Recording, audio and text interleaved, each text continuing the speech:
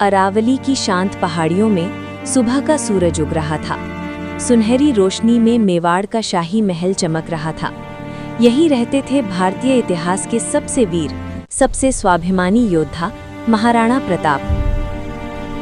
उनके साथ था उनका सबसे प्रिय साथी, एक घोड़ा, लेकिन साधारण नहीं, नीली आभा वाला, तेज, समझदार और बेहद वफादार, जिसका नाम था चेतक। प्रताप और चेतक का रिश्ता शब्दों में नहीं समा सकता था। दोनों के बीच जैसे दिल का एक अदृश्य धागा जुड़ा था। प्रताप एक इशारा करते और चेतक समझ जाता।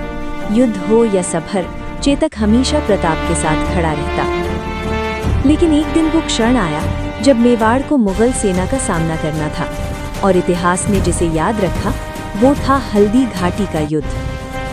प्रताप चेतक पर सवार होकर रणभूमि में उतरे। लाल मिट्टी उड़ रही थी, तलवारें टकरा रही थीं, और चेतक हवा की तरह दौड़ रहा था। युद्ध की भीषणता बढ़ी और प्रताप सीधे उस हाथी की ओर बढ़े जिस पर राजा मान सिंह बैठे थे। लेकिन उसके सामने पहुंचने के लिए चेतक को करनी थी एक असंभव छलांग। और फिर घोड़े ने अपने पिछले पैरों पर खड़े होकर इतनी ऊंची छलांग लगाई कि उसके खुर सीधे हाथी की सजावट पर जा पड़े। स्वामी भक्ति का ऐसा दृश्य इतिहास ने शायद ही कभी देखा हो। लेकिन उसी युद्ध में चेतक के पैर में भाला लग गया।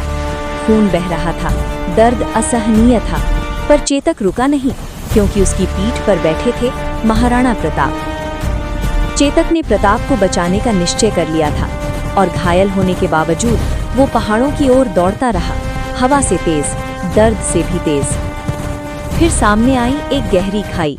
दुश्मन पास आ रहे थे, पर चेतक ने अपनी अंतिम शक्ति जुटाई, आंखों में आखिरी चमक लाई और वो छलांग लगा दी जो एक घायल घोड़े के लिए असंभव थी। खाई पार होते ही महाराणा प्रताप सुरक्षित थे, लेकिन चेतक इतनी दूर नहीं जा पाया। चेतक जमीन पर गिर गया।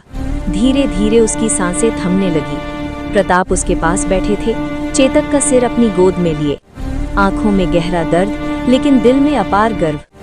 चेतक ने प्राण त्याग दिए, लेकिन वो अमर हो गया अपनी वफादारी, साहस और त्याग के कारण। आज भी हल्दी घाटी में चेतक का स्मारक खड़ा है, सिर्फ एक घोड़े की याद नहीं, बल्कि एक सच्चे साथी की, जो अपने स्वामी के लिए अपनी जान तक दे गया। ये कहानी हमें सिखाती है कि प्रेम, निष्ठा और बहादुरी कभी छोटे नहीं होते, और एक सच्चा साथी हमेशा इतिहास में अमर हो जाता है।